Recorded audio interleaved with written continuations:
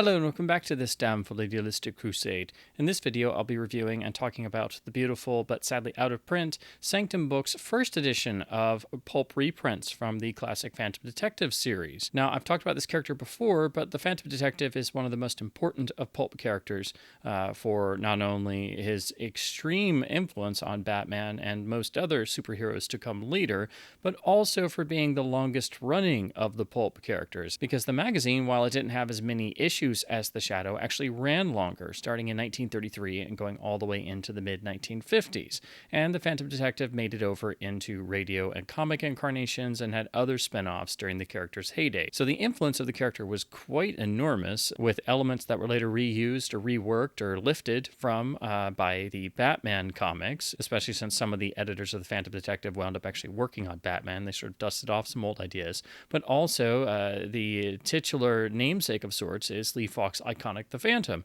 which started in 1936, and in the original incarnation in the early days of the strip, before the lore was really set, the character of a sort of playboy Jimmy Wells, who was also a costume vigilante. It owed a lot to the Phantom Detective, and in a lot of the detective stories, the character is actually referred to as just the Phantom, not the Phantom Detective. So I think there was maybe some that rubbed off on Lee Falk, but the Phantom strip very quickly developed into the iconic Ghost Who Walks lore. But there's still some shared core DNA with the Phantom Detective, just as there is for Batman, who owes a lot to the Phantom Detective. So this is another of the unbelievably important pulp characters that's mostly forgotten about today that actually helped to form a lot of the core DNA of what we expect to see in detective vigilante fiction. What's really wonderful about this first Sanctum Books edition is that it actually brings together the first two consecutive stories of the series. So this edition is actually a beautiful reprint of the first story, The Emperor of Death,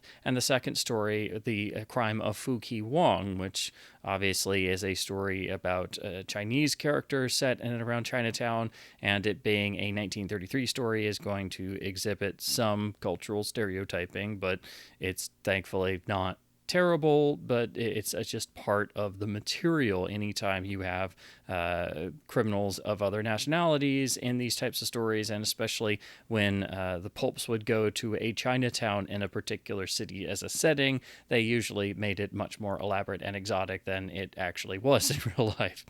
But what's wonderful is that you're getting to see the character from the beginning here. And the first stories, although all of them were published under a pseudonym and basically ghostwritten, the first couple stories were all written by D.L. Champion. This gives the character and the stories a certain unity and a sense of purpose, and they feel cut from the same cloth. Of course, this would quickly develop into a whole series of different ghostwriters, some writing a substantial amount of Phantom Detective novels, others only doing a few, but all being published under a pseudonym, as all the pulps were primarily ghostwritten. Usually with the main pulp characters, there's at least a relative consistency of tone.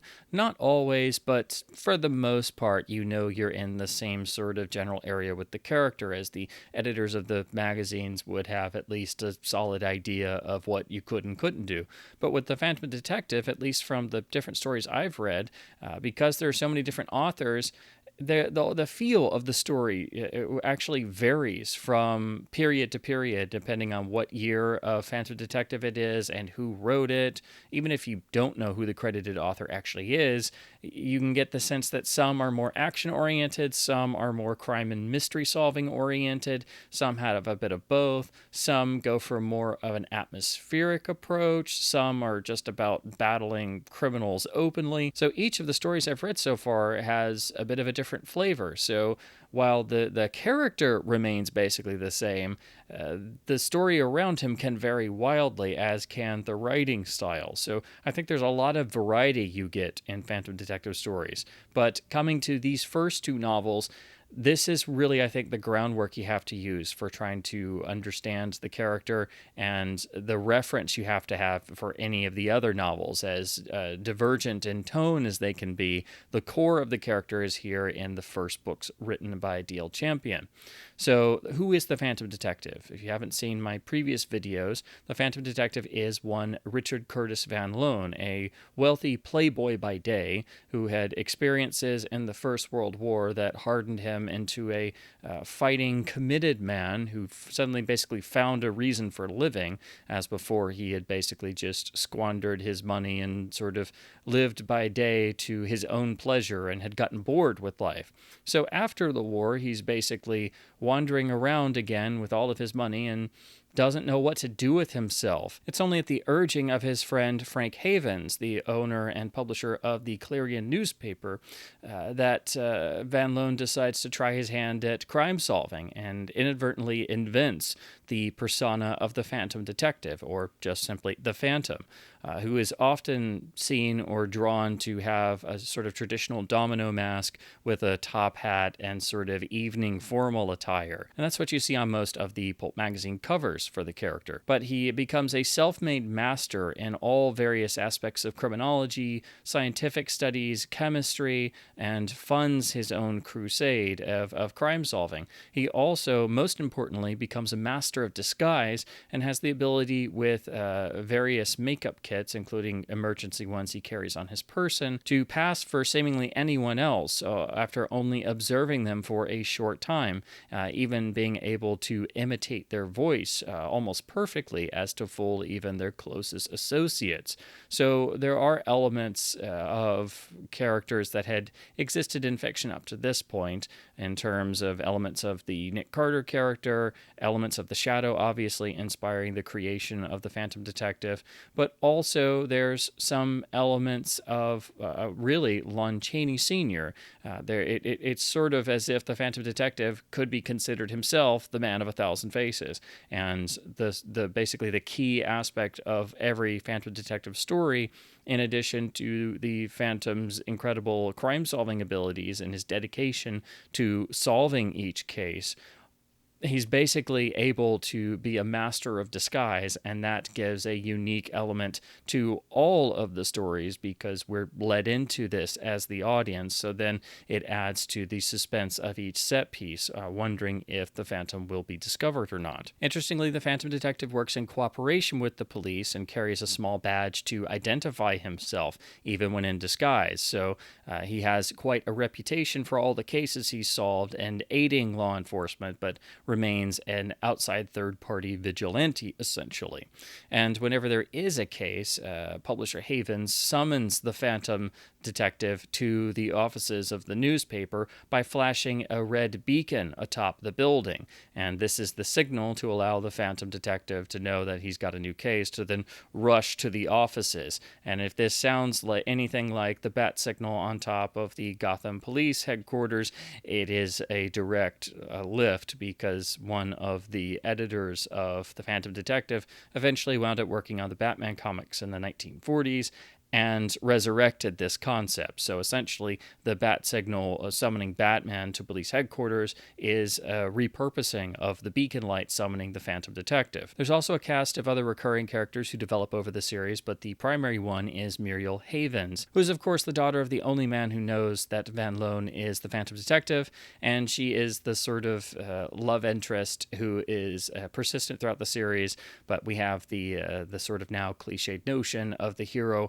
always wishing they could settle down to a normal, happy life, but they could never be with anyone because that would open them up to a lifetime's worth of risking their lives or worrying about the other person for being a vigilante determined to stop crime.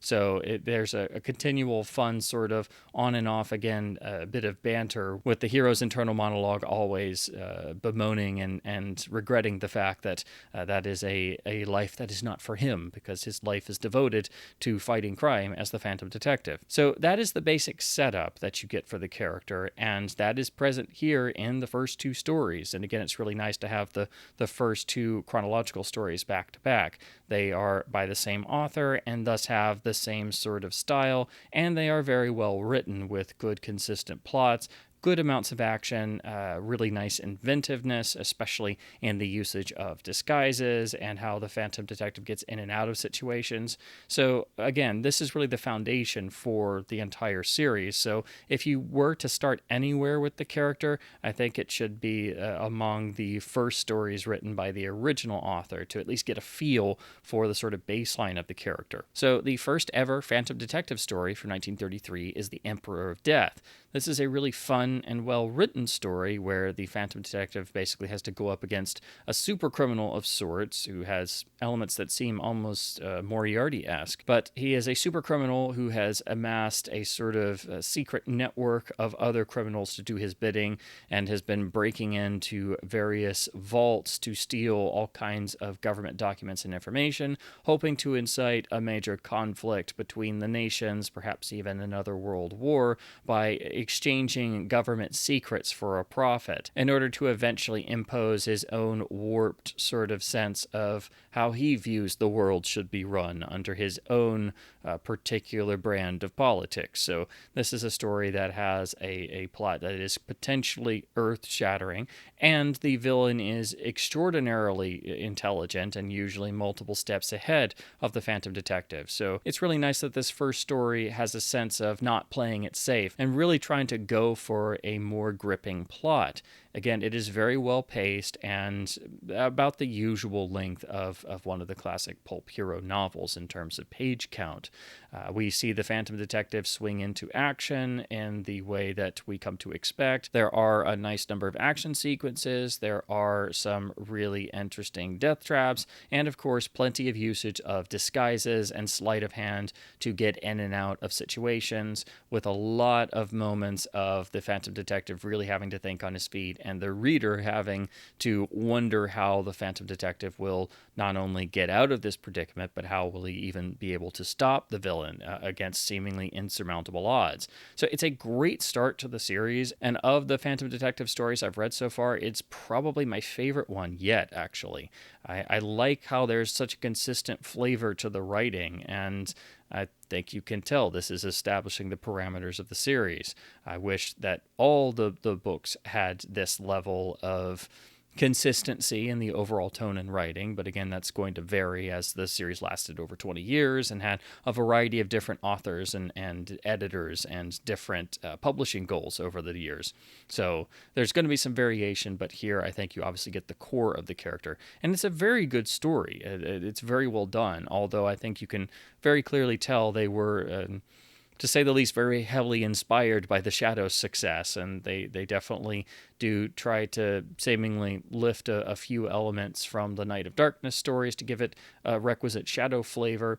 But also, I think there's some bits here in this story that honestly feel a little bit more like a Spider story. So I think you have bits in this first Phantom Detective story that feel a bit like the Shadow, and some that feel a bit like the Spider. So it's kind of somewhere in between the two. And the author of this novel was friends with Walter B. Gibson, the primary writer and creator of the Shadow lore. So there is at least a similar sense here in this story of trying to build a good mystery that has to be worked at to get to the eventual conclusion, and how to turn the tables on the villain. The second story is, of course, The Crime of Wong, which again deals with a Chinese villain and is primarily set in a secret Tong society in a Chinatown district.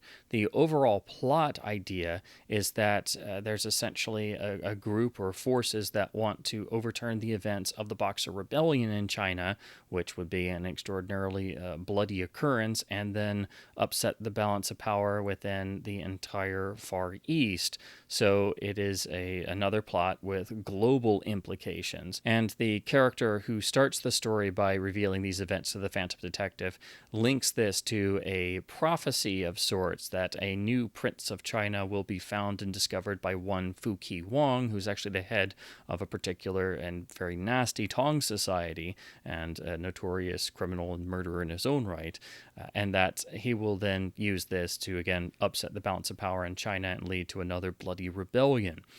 Then this character is himself rather memorably killed off, leading the Phantom Detective to go full tilt in his search for the mysterious Wong and trying to put a stop to his operations in America to hopefully avoid the bloodshed of another rebellion taking place in China. So again, with this story, you have another sense of an early book, this being only the second novel in the series, having a gripping plot with, again, global implications and not resting on its laurels by having something that is simpler or more small scale confined to an American city. Although the story never leaves the U.S. or the city, the actual implications of the scope of what the plot entails is really satisfying.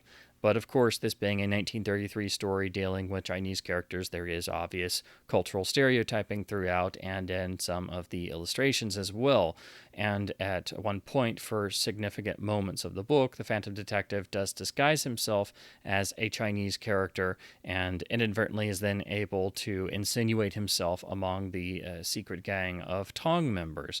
So it's obviously not politically correct throughout, but it's not ever horrible in terms of the cultural stereotyping. It's just part of this particular story and the setting and the time in which it was written. This was not seen as objectionable. In terms of how it fits into the plot, it's very obvious that you're going to run into stuff like this. And again, it never is extraordinarily out of left field or extraordinarily distasteful. It simply is what it is. And there are several plot twists and reveals that do complicate things further and show that the villain is himself extraordinarily intelligent, as are some of his lieutenants and henchmen, and pose an incredible threat to the Phantom Detective.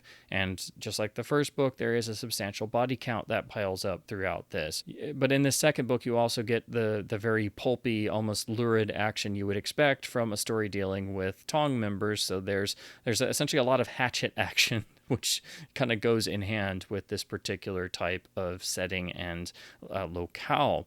So again, these are works of their time and have to be considered as such. But for what it is, it certainly could have been a lot worse in that department. But it's something that you're going to have to expect going in, that you're going to run into some cultural stereotyping for sure. And again, the illustrations in this particular book do highlight that. Actually, I think the illustrations themselves are more of a cultural stereotype than the actual text is in those scenes. But that is something I did want to mention, because it's obviously something you're going to run into whenever there's a pulp novel with this particular type of story. But it is a very good story. It is well written, it is well told, it is well laid out.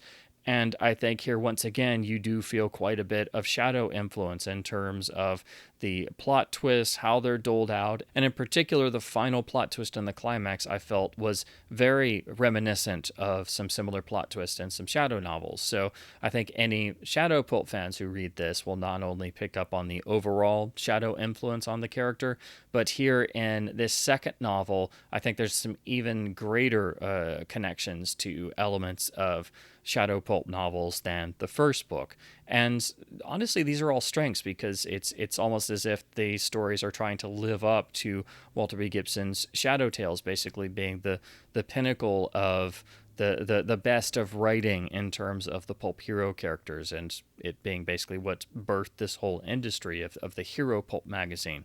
So this is another really strong story. It's just as engaging as the first. It has the same strong narrative drive and a nice gripping plot, but unfortunately you do have quite a bit of cultural stereotyping throughout. But again, it could be a lot worse. So I was very pleased that that aspect was not extraordinarily cringe-inducing, essentially, but it definitely is there, and it is what it is, unfortunately. So to talk about the actual printing itself, this is the Sanctum Books volume done in their usual style, putting two pulp novels together with a lovely reproduction of the original cover artwork, plus other supplements and specific essays that are full of amazing critical and historical insight.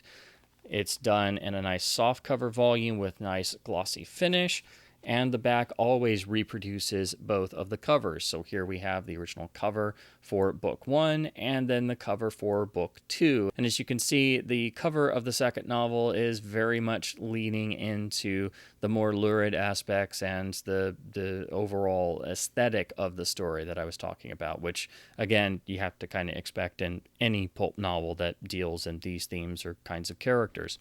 And then we also have a reproduction of the cover of the comic that's reproduced, because Sanctum would actually get into the other adaptations of the character. So that makes this volume really nice and really important, but also for reprinting the first two novels in chronological order, because unfortunately the Sanctum volumes, like most pulp reprints, when they would do double novels, they weren't consecutive. So this is one of the rare occurrences where you get not just consecutive books, but actually the first two. And then it's got their typical spine design, just like their other volume. So first we have a beautiful introduction essay by the pulp historian Will Murray with beautiful original internal artwork. This sets up the character, the writers, how the series was started, and talks about how they're the different ghostwriters, but the series started under D.L. Champion, and it discusses his friendship with Walter B. Gibson and how that sort of rubbed off on the character. Then we jump into The Emperor of Death with complete reproduction and restoration of all of the internal artwork, the original dual column style as Sanctum always does, but with nicely reset typeface so it's consistent and easy to read. So scattered throughout you will have, again, reproductions and restorations of all the internal artwork, which is very good for a pulp novel of this time in terms of the overall quality. It's just not up to the level of the top tier books, especially the shadow novels. And of course the images will vary in size, so this one takes up over half a page, and even the art would of course develop and change over time, just like the actual writing of the novels does, because again the series lasted over 20 years. There's a beautiful illustration of one of those quintessential moments where you're trying to protect someone and they've been told they're going to die at a certain time, and no matter what you do, they still turn up dead. This is one of the other fun set pieces of the book where the Phantom Detective gets the drop on the criminal, but is surrounded by the criminal's gang and then has to hold a gun on him for an extraordinarily extended period of time, even when they go back to the villain's headquarters. And then it becomes a battle of wills for an entire chapter. There's a whole page illustration of the Phantom getting the drop on a secret meeting that reveals the complicity of actual members of the judicial system. Here's an illustration of the Phantom's desperate attempt at escape from the holding prison cells of the villain's main lair headquarters. Then we have a beautiful intermission article about the men behind the Phantom Detective by Anthony Tollin, who of course is the person behind the Sanctum reproductions. And then we jump into The Crime of Fuki Wong, which, as you can see, definitely leans into the aesthetic of the story. And as I said, there is definitely some cultural stereotyping in the artwork in terms of how the Chinese characters are drawn. So that, I think, kind of pushes what's already inherent in the story a bit more. And again, I think some of the artwork is actually more insensitive than anything that's actually in those particular sections. Again, we have the full-size reproductions of each piece of art, and that's going to, of course, vary in where it's placed. Here's a full-page reproduction of the scene where an altercation takes place while the Phantom Detective, disguised as a Chinese man, is looking on, and this is where he's able to insinuate himself with the actual gang. Because, of course, the Phantom Detective also has a working perfect knowledge of Chinese in terms of being able to speak and write it, because he's the Phantom Detective, of course. Here is Wong himself with a priceless artifact, and again, as you can see, the stereotyping in the art, plus the art not being as realistic in how the actual faces are drawn, it kind of combines into making it seem more insensitive than the actual story is in those moments, but it does highlight the era of which this particular novel was made. So these are just, unfortunately, things that simply existed and were commonplace and basically not questioned. Here, the Phantom Detective again has to make an escape from the villain's lair, and gets to do so by practically almost throttling a guard to death with his bare hands. Here's another side full-page bar in terms of image, and again, you can see that it's mostly in the faces of the Chinese characters that you see the overall stereotyping aesthetic. Then here's another in the climax, and I'm trying not to show the text because I don't want to spoil anything, but as you can see, it's more of a similar type design in the artwork. And then the climax of this story does have basically a full-scale battle between forces, and the Phantom basically wanders into what becomes a giant battle between Tong members, and hatchets are flying everywhere, and just people killing each other left and right, and it does get quite intensive. And this is after another rather striking sequence where a particular event is supposed to take place utilizing a train as part of the evil schemes and machinations of the gang. And the Phantom Detective thinks that he's a few steps ahead and is able to stop the gang, but instead they turn the tables, and basically almost everyone who is on the train is electrocuted to death. So yeah, these do get very intense and bloody in areas. Then after the second novel ends, we have a whole article about the Phantom in comics, and then this leads into a full reproduction of the first comic appearance. And then we have the continuation of the article. I'm holding it to the side, so I'm trying not to show the end text to not spoil the end of the novel. So then we launch into a full reproduction of the first comic appearance of the Phantom Detective. And as you can see, as the article mentioned, these are extraordinarily dialogue heavy. They work as a nice distillation of the character's ideas, but it is simplified for individual basic comics. But again, they are still very dialogue heavy. The only issue is, of course, this is only reproduced in black and white, but these are incredibly rare comics to begin with, and the reproductions are really well done, so the only trade-off is that they're not in color. So here's what an example of some of the other pages look like, and the distillation of the Phantom Detective here very much underlines the connections to Bruce Wayne and Batman. So you read through this, and it's a lot of the classic ideas we associate with all the dual identity superhero vigilante characters. And then we end with a list of the Sanctum publications done up to this point. Now, unfortunately, Sanctum Books only did 2 volumes of Phantom Detective reprints.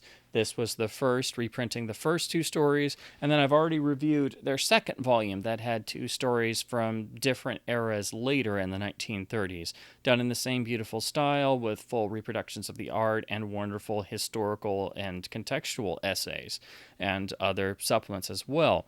So unfortunately, the character has not been reprinted in the entirety in terms of all the magazines yet, and it has bounced around to different publishers because the Phantom Detective is viewed as at least somewhat a public domain character, and also has seen other attempts at continuation stories or new stories with the character. And there have been different reprints from different publishers all throughout the years. So if you want to get all of the stories, you will have to bounce around between different editions. And really the best overall is what you find in the Adventure House replicas that I have one of here and have reviewed on this channel. These reproduce the Phantom Detective novels from each magazine, but also the contents of the whole magazine. So you get all the backup stories, all the vintage advertisements, and so it's basically trying to replicate the entire magazine. So while it's not as spiffy as the Sanctum editions, it does have all the backup stories and is a full replication of the original magazine issue.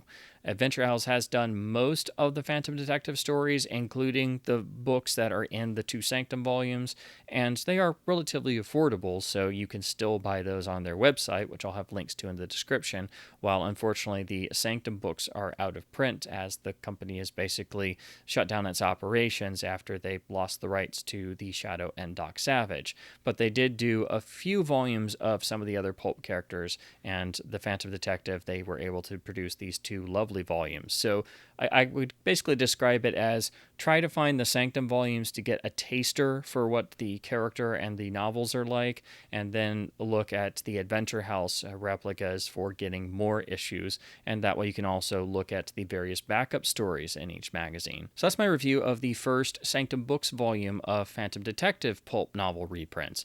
This is done in the same excellent and beautiful manner as all the other Sanctum volumes, and again, the essays and supplements of these releases are fantastic, just as the restoration of the original artwork is, and the beautiful and lovely reset dual column typeface. So these are really, I think, the gold standard for pulp reprints, and it's just a shame that Sanctum isn't around anymore and they only got to do 2 of these volumes. But what's so important about this particular volume is that it's the first 2 Phantom Detective stories in one, and so you can read them back to back and see the start of the longest running Pulp character and one of the most influential of all the Pulp characters. So this is the perfect place to start. If you've never read anything about this character or you're at all curious about this character, I would suggest trying to track down this particular volume. It is out of print. It can be pricey when it pops up now because Sanctum is no longer around, but if you're patient, you can eventually find this at a decent price, and I would say this is definitely the book you want to start with to get an overall feel for the character and the stories and where they're going to go from there. But with the Pulp characters, you can pretty much pick up and start anywhere. While there's a general sense of continuity, it's not strictly adhered to, and each book is designed to be read as a standalone adventure on its own for the most part. It's just going to vary in terms of overall tone depending on the writer and the era and year in which it was written and published. But with this character, this is the best place to start, plus you get beautiful supplements, and if you're patient, you still can find it at a decent price, but it's getting increasingly hard to do so. So I really enjoyed diving through this. I practically devoured this just like I do pretty much any Pulp reprint, and especially any Sanctum volume I can get my hands on is a real treasure, and frankly, it's becoming more and more of a little victory of finding another out-of-print Sanctum volume to be able to chip away at your collection that one day you hope to finish and not have to pay hundreds of dollars per volume for sadly out of print but beautifully done Pulp reprints. But the Phantom Detective is a fascinating character that I would recommend to anyone who loves comics or superheroes or frankly just fun detective stories with plenty of action and adventure in them. But the real signifying factor of this character is that he works in cooperation with the police forces, even though he is an exterior third party whose identity is unknown. There is a great deal of the Batman character here, so this is one of the most influential characters on Batman without question. But most of all, the character's abilities as a master of disguise help to set the Phantom Detective stories apart from even others in the Pulp realm, because that's really where the Phantom Detective is most consistently unique, that in each novel there's going to be some incredible sleight of hand and disguise work and theatrical abilities shown that basically make the Phantom Detective able to move in almost any area unseen and unnoticed until he's found out. So again, I would recommend these stories to anyone, and these early ones in particular are very well written, although you will run into obvious dated aspects of the time in which they were written in 1933. So as always, I hope my babblings about the classic Pulp characters and the beautiful work of Pulp reprint publishers has been at least somewhat fun and informative. I do plan on covering more Phantom Detective novels when I get more reprints, as I'm now addicted to reading the Phantom Detective as well as The Shadow and Doc Savage and The Spider. I think this is another of the truly important, hugely influential, and major Pulp characters that doesn't get talked about as much because that recognition factor just isn't there as much as, say, the big 3 characters. But it's just as important for different reasons, and these stories do stand the test of time very well, again, outside of some of the inherent dated aspects. So please check out some of the wonderful Pulp resellers and specialty booksellers online, which I'll have links in the description to, or check out some of the Adventure House reprints if you want to get something that is currently in print and available. I'll also leave information about the Sanctum Books versions in the description below, but for those, it is pretty much searching your local stores and eBay hoping to find a volume at a decent price. So please do keep also supporting your local comic stores and bookstores by hopefully being able to pick up some beautiful Sanctum editions or any of the lovely Phantom Detective reprints. And definitely keep reading print books, keep enjoying the magic of Pulp fiction, and as always, thank you ever so much for watching.